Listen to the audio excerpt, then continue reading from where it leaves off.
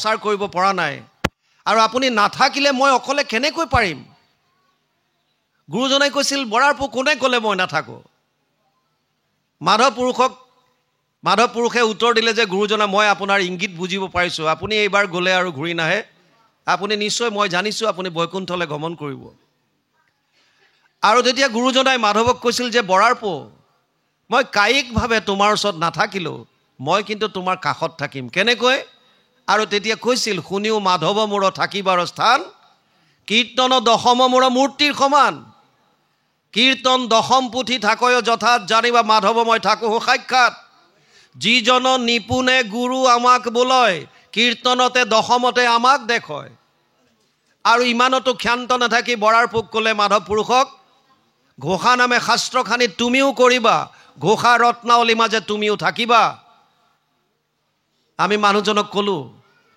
যে গুৰুজনাৰ বাংময় মূৰ্তি কীৰ্তন দশম মহাপুৰুষ মাধৱদেৱৰ বাংময় মূৰ্তি ঘোষা ৰত্নাৱলী ভগৱান কৃষ্ণৰ বাংময় মূৰ্তি ভাগৱত কিহৰ কাৰণে দি থৈ গ'ল বাংময় মূৰ্তি বুলি কি আমি কেৱল নামঘৰত ৰঙা কাপোৰ দি থৈ পেলাই ধূপ ধূনা জ্বলাই থাকিবৰ কাৰণে না যদি কৃষ্ণক জানিব বিচাৰিছে যদি কৃষ্ণৰ আদৰ্শ ল'ব বিচাৰিছে তেতিয়াহ'লে ভাগৱত অধ্যয়ন কৰিব লাগিব কিমান সংঘাত তেওঁৰ জীৱনত জন্ম হৈছে জেলত লগে লগে তেওঁ এটা স্থানৰ পৰা বেলেগ স্থানলৈ গৈছে আমাৰতো ঘৰৰ পৰা উলিয়াবলৈ নিদিয়ে জন্মৰ পাছত ভগৱান কৃষ্ণ জন্ম হোৱাৰ লগে লগে মথুৰাৰ পৰা আহি গোকুললৈ আহিবলগীয়া হৈছে 3 দিনৰ দিনাই পুতনা আহি গ'ল স্তনত কালকুট বিষ লগাই কিমান সংঘাত চক্ৰবাত আহিল অঘাসুৰ আহিল বকাসুৰ আহিল বৎসাসুৰ আহিল বিভিন্ন কেৱল অসুৰ আৰু যিজন কৃষ্ণই মথুৰাত কংসক বধ কৰি নিজে ৰজা হ'ব পাৰিলেহেঁতেন সাধাৰণতে কি হয় কোনোবা এজনে যদি বেলেগ এখন ৰাজ্যৰ ৰজাজনক পৰাস্ত কৰে সেইখন ৰাজ্যৰ অধিকাৰী তেওঁ হয় মথুৰাৰ ৰজা কৃষ্ণ হ'ব পাৰিলেহেঁতেন কোন আছে বাধা দিব পৰা কংসক তেওঁ বধ কৰিছে কিন্তু কৃষ্ণ ৰজা হোৱা নাই তেওঁ কাৰাগাৰত বন্দী হৈ থকা উগ্ৰসেনক মোকলাই কৈছে মহাৰাজ এইখন সিংহাসনৰ অধিকাৰী আপুনি আমি আপোনাৰ সেৱক জৰাসন্ধক বধ কৰিছে ভীমৰ হতুৱাই ৰজা হ'ব পাৰিলেহেঁতেন হোৱা নাই পিতেক সহদেৱক ৰাজসিংহাসন দিছে আৰু আমিবিলাকে বিষয় পাবৰ কাৰণে লবি ছিষ্টেম কৰোঁ বিষয় পাবৰ কাৰণে ইলিগেল কৰোঁ দুৰ্নীতিৰ আশ্ৰয় লওঁ আৰু সেইজন কৃষ্ণক আমি ইষ্টদেৱ বুলি মানি আছোঁ কিয় অধ্যয়ন কৰা নাই কৃষ্ণৰ আদৰ্শ বুজাই নাই যিজনে গোটেই জীৱনটো কেৱল ধৰ্ম সংস্থাপনৰ কাৰণে প্ৰতিষ্ঠাৰ কাৰণে সন্তসকলক ৰক্ষা কৰিবৰ কাৰণে উচৰ্গা কৰি দিলে আৰু আমি সেইজন কৃষ্ণক ইষ্ট হিচাপে মনাৰ পাছতো ক্ষুদ্ৰ ক্ষুদ্ৰ বিষয়ক লৈ পেলাই ৰাগি আছোঁ কিয় অধ্যয়ন নাই যদি গুৰুজনাক জানিব বিচাৰিছে গুৰুজনাৰ যদি আদৰ্শ ল'ব বিচাৰিছে পৃথিৱীত গুৰুজনাই প্ৰৱৰ্তন কৰা এক শৰণ হৰিনাম ধৰ্মৰ সমান একো ধৰ্ম নাই যদি উদাৰতাটো বুজি পায় গুৰুজনাই কৈছে সমস্ত ভূতত ব্যাপী আছো মই হৰি সবাকো মানিবা তুমি বিষ্ণু বুদ্ধি কৰি ক'ত আছে এনেকুৱা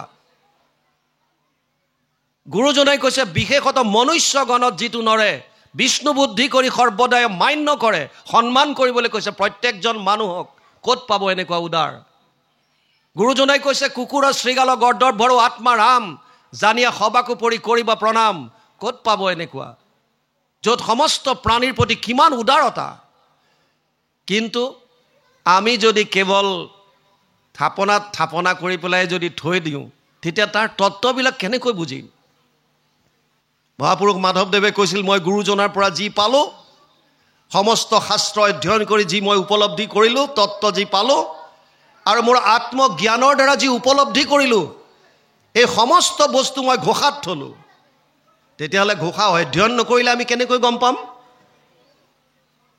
আৰু আমাক ভয় খুৱাই দিয়ে যে না পঢ়িব নাপায় চুব নাপায় চাব নাপায় ওচৰলৈ যাব নাপায় বিভিন্ন ধৰণৰ নাপায় আপোনালোকে জানি আচৰিত হ'ব এটা সন্তানৰ জন্ম হোৱাৰ পৰা 16 বছৰ বয়সলৈকে আমি ইমান নাপায় নিগেটিভ কথাৰে ভৰাই দিওঁ ইহঁতৰ মাইণ্ডটোৱে কমপ্লিটলি নিগেটিভ হৈ যায় বৰ ডাঙৰ কথা চাইণ্টিফিক কথা এইটো সৰু এপা এইটো কৰিব নাপায় তই এইটো নোৱাৰ তই এইফালে নাযাবি কেৱল নিগেটিভ মাক বাপেকে, আমি অভিভাৱকে আমাৰ সন্তানক ইমানকৈ নাপাই, নকৰিবি, নোৱাৰ, নাযাবি ন কৈ থাকোঁ যে 16 বছৰ বয়সলৈকে নিগেটিভ কথা শুনোতে নিজৰ মনৰ যিটো কনফিডেন্স, যিটো বিশ্বাস, আত্মবিশ্বাস যিটো আছিল, সেইটোৱে হেৰুৱাই দিয়াৰ উপক্ৰম হয়।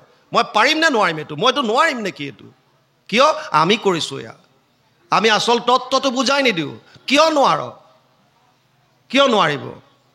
আইগৰাকীয়ে ভাগৱত পঢ়িব নোৱাৰে, কিয় নোৱাৰে? লজিকটো কওক, নোৱাৰে কিয়? কোনোবা এটা পৰিয়ালৰ কোনোবা এজনৰ মৃত্যু হ'লে সেই পৰিয়ালটো গুৰুগৃহত নোসোমায় যেতিয়ালৈকে তেওঁলোকৰ সংস্কাৰটো নহয়, উদ্ধাৰ যেতিয়ালৈকে নহয়। আৰু এই কথাটো আইসকলেও জানে। তেওঁলোকে মাহত যেতিয়ালৈকে নিজকে অসুচি বুলি ভাবে তেতিয়ালৈকেতো তেওঁলোক নাযায়। যেতিয়া শুদ্ধ হ'ব তেতিয়া যোৱাত আপত্তি কি? আৰু গ্ৰন্থ অধ্যয়ন কৰাৰ দুটা নিয়ম আছে, সেইটো বুজক। এটা হৈছে এনেধৰণে চৈতন্য কৰি আমি গুৰুগৃহত আমাৰ শাস্ত্ৰীয় যিবিলাক আছে ধৰ্মগ্ৰন্থ ৰাখোঁ, আৰু তেতিয়া চৈতন্য কৰি শুদ্ধভাৱে আমি বন্তি জ্বলাই স্নান আদি কৰি আহি গুৰুগৃহত সোমাই ধুনীয়াকৈ বন্তি চন্তি জ্বলাই লৈ পেলাই আমি পাঠ কৰোঁ। এয়া হৈছে চৈতন্য কৰি পঢ়া। কিন্তু আপুনি সেই গ্ৰন্থভাগি এখন কিতাপ হিচাপেও অধ্যয়ন কৰিব পাৰে আপোনাৰ পঢ়া টেবুলত থৈ। উদাহৰণ লওক, এজনী ছোৱালী মাষ্টাৰ ডিগ্ৰী কৰি আছে অসমীয়া, আৰু যেনিবা ছেকেণ্ড লেংগুৱেজত আহি গ'ল বিষয় এটা, ভাগৱত, কীৰ্তন, ঘোষা, গীতা, যিয়ে নহওক।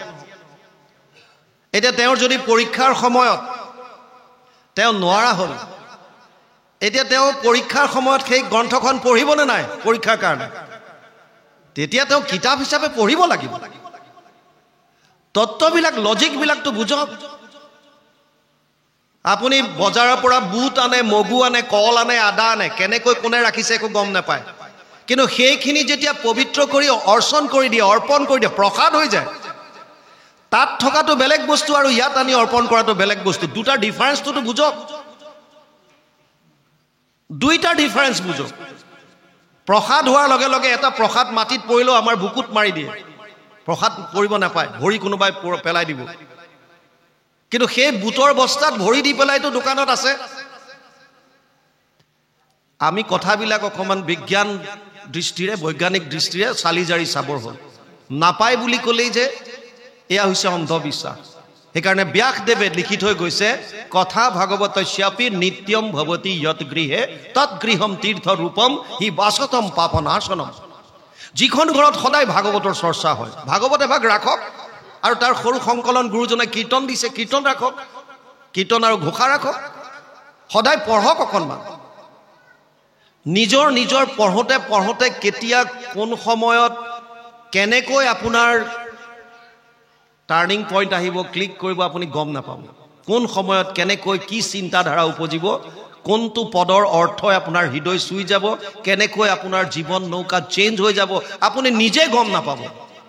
কিন্তু আপুনি সামঞ্জস্য যদি নাৰাখে, লগত সম্পৰ্ক যদি নাৰাখে, যদি আঁতৰি ফুৰে, ভগৱানকতো সুবিধা এটা দিয়ক, ভগৱানক সুবিধা এটাতো দিয়ক। যিটো কৈছে শাস্ত্ৰত পঢ়িবলৈ কৈছে পঢ়ক, শ্ৰৱণ কৰিবলৈ কৈছে কৰক।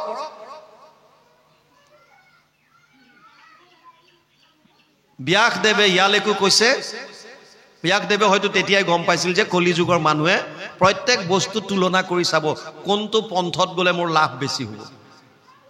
সেইকাৰণে তেওঁ তেতিয়াও লিখি থৈ গৈছে, অশ্বমেধ সহস্ৰাণী বাজপেয় শতানি চ শুকশাস্ত্ৰ কথায় চ কলৌ নৰহন্তি সৰসী।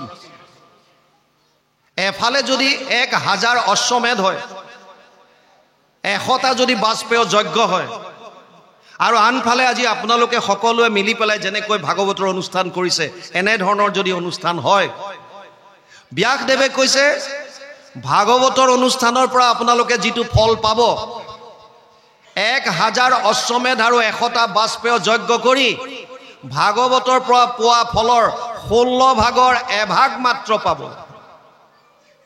গতিকে লাভ কোনফালে চাই লওক, শাস্ত্ৰই কৈছে। মূল ভাগৱতৰ আৰু এটা বিশেষত্ব আছে, ভাগৱত সমস্ত শাস্ত্ৰৰ সাৰ, সেইকাৰণে ইমান প্ৰচলন হৈছে। এখন গ্ৰন্থ পঢ়িলে যদি আপুনি সনাতন ধৰ্মৰ ম্যাক্সিমাম গ্ৰন্থৰ কথা যদি পাই যায়, সাৰমৰ্ম পায়, তেতিয়ালে কি দিগদাৰ? আমাৰ সনাতন ধৰ্মৰ মূল হৈছে বেদ। বেদ কোনেও লিখা নাই, বেদ অপৌৰুষেয় বুলি কয়। জগত সংহৰি সুতি আছা নাৰায়ণ, প্ৰথম নিশ্বাসে বাজ ভৈলা বেদগণ। বেদস্তুতি কীৰ্তন গুৰুজনাই লিখিছে। এই বেদৰ বিস্তাৰ কৰিছে কৃষ্ণ দ্বৈপায়ন বাদ্ৰায়ণে, যাৰ নাম হ'ল বেদৰ বিস্তাৰ কৰাৰ কাৰণে নাম দিলে বেদব্যাস। ব্যাস মানে বিস্তাৰ কৰা। আচলতে কৃষ্ণ দ্বৈপায়ন বাদ্ৰায়ণ, বেদব্যাস। বেদ 4খন কৰিলে তেওঁ। ঋক সাম যজুৰ অথৰ্বৈক্য চতুৰ্বেদ ঊৰ্ধ্বতে ভাৰত পুৰাণম চ পঞ্চম বেদ উচ্যতে। 1:4:20 প্ৰথম স্কন্ধ 4ৰ্থ অধ্যায় 20 নম্বৰ শ্লোক ভাগৱত। ঋগ্বেদ, সামবেদ, যজুৰ্বেদ, অথৰ্ববেদ। আমি বহুতে বেদ দেখাই নাই, আৰু বহুতে আমি বৈদিক বৈদিক কৈ আছো। আমাৰ মাজত আছে, মোৰ লগৰ আছে বহুত। মই কওঁ তুমি কেতিয়াবা বেদ চাইছানে নাই? তে কৈছে চোৱা নাই নহয়। আৰু তুমি নিজক কেলে কোৱা তেতিয়া বৈদিক বুলি? বেদেই চোৱা নাই। আৰু আমাক সোধা তুমি কি? আমি কওঁ যে একখন পঢ়িছানে নাই? পঢ়িছো। শাস্ত্ৰৰ উত্তম গীতা ভাগৱত 2খন সোধা, কৈ দিম। সহজ উপায়। কলিযুগৰ মানুহৰ কাৰণে আমি ইগ' লৈ লাভ নাই, চেলেঞ্জ কৰি লাভ নাই। আমাৰ শাৰীৰিক সামৰ্থ্যতা নাই, আমি নোৱাৰো। এতিয়া আপুনি এতিয়া 1000 বছৰ তপস্যা কৰিব নোৱাৰে। কিয়? বয়স কম, 100 বছৰ। আপুনি এতিয়া বহুত দিন যজ্ঞ কৰি থাকিব নোৱাৰে। কিয়? বিভিন্ন কামত আমি ব্যস্ত হৈ গলো, আৰু ইমানবিলাক বৈদিক মন্ত্ৰ আমাৰ স্মৃতি শক্তি ইমান নাই। সহজ সৰল ৰাম কৃষ্ণ নাম যিটো লয় একবাৰ, কোটি জনমৰ পাপ ভস্ম हुए তাৰ। কলিযুগৰ মানুহৰ বয়স হৈছে 100 বছৰ। দ্বাপৰত 1000 বুলি কয়, ত্ৰেতাত 10,000লৈকে মানুহ জীয়াই আছিল, আৰু সত্য যুগত 1,00,000 বছৰ জীয়াই আছিল বুলি কয়। 1,00,000 বছৰ যদি এজন মানুহ জীয়াই থাকে, ই 1000 বছৰ তপস্যা কৰাটো কি ডাঙৰ কথা? কি ডাঙৰ কথা তেতিয়া 1000 বছৰ তপস্যা কৰা? কিন্তু কলিযুগৰ বয়সে 100 বছৰ। তাকো প্ৰহ্লাদে দৈত্য শিশুক কৈছে, পুৰুষৰ আয়ু শত বৰিষ সাক্ষাৎ, তাহাৰো অৰ্ধেক যায় বিফলে নিদ্ৰাত। 100 বছৰ আধাটো শুই থাকোঁতে যায়। 20 বৰিষ যায় বালক ক্ৰীড়াত, আৰু 20 যায় জৰা অৱস্থাত। 20 বছৰ বালক ক্ৰীড়াত গ'ল, খেলা ধূলা কৰি থাকোঁতে শেষ, আৰু 20 বছৰ বৃদ্ধ অৱস্থাত। কাণে নুশুনে, চকুৰে নমনে, লাখুটি লৈ বিচনাত পৰি থাকোঁতে 20 বছৰ গ'ল। 90 বছৰ এনেকৈ গ'ল, থাকিল 10 বছৰ। জীৱা অৱশেষ আয়ু থাকয় যুৱাত, সিও কামে ক্ৰোধে লোভে যায় অজ্ঞানত। খেলা শেষ, থাকিল কিটো? কেতিয়া কৰিম ধৰ্ম কৰ্ম? সেইকাৰণে কৈছে কম সময়ত সুলভ বস্তু দিয়া। ব্যাসদেৱে বিস্তাৰ কৰিছে ঋক সাম যজুৰ অথৰ্বৈক্য চতুৰ্বেদ ঊৰ্ধ্বতে। তথাপিও এটা কথা কৈছে, ভাৰত পুৰাণম চ পঞ্চম বেদ উচ্যতে। প্ৰথম স্কন্ধ 4ৰ্থ অধ্যায় 20 নম্বৰ শ্লোক ভাগৱতত লিখিছে, পুৰাণ আৰু মহাভাৰতক পঞ্চম বেদ বুলি কোৱা হয়, আৰু পুৰাণৰে সূৰ্য হৈছে ভাগৱত। গতিকে ভাগৱত পঞ্চম বেদ বুলি আমি ক'ব পাৰোঁ। ব্যাসদেৱে কৈছে, আমি কি ক'ম? ব্যাসদেৱে লিখি থৈ গৈছে। এতিয়া ডাঙৰ কথা হৈছে, এই 4খন বেদৰ আকৌ 4টা ভাগ আছে। সংহিতা, য'ত মন্ত্ৰ থাকে, তাৰ পিছৰ পাৰ্টটো ব্ৰাহ্মণ্য বুলি কয়, য'ত গদ্য আকাৰে বিভিন্ন বিধি দিছে। তাৰ পিছৰ পাৰ্টটোক কৈছে, অংশটোক কৈছে আৰণ্যক, আৰু শেষৰ অংশটোক কৈছে বেদান্ত, যাক আমি উপনিষদ বুলি কওঁ। বেদৰ সাৰমৰ্ম আছে বেদান্ত, আৰু যিজন ব্যাসদেৱে বেদান্তৰ বিস্তাৰ কৰিছে, তেওঁৱে ভাগৱতত লিখিছে, সৰ্ব বেদান্ত সাৰম হি শ্ৰী ভাগৱতম ইষ্যতে য়ৈশ্বৰ ৰসামৃত তৃপ্তস্য নান্যত্ৰ ৰতি ক্বচিত। 12, 13, 15 দ্বাদশ স্কন্ধ 3য় অধ্যায় 15 নম্বৰ শ্লোক ভাগৱত। তাত কৈছে, এই অনুবাদ কৰিছে গুৰু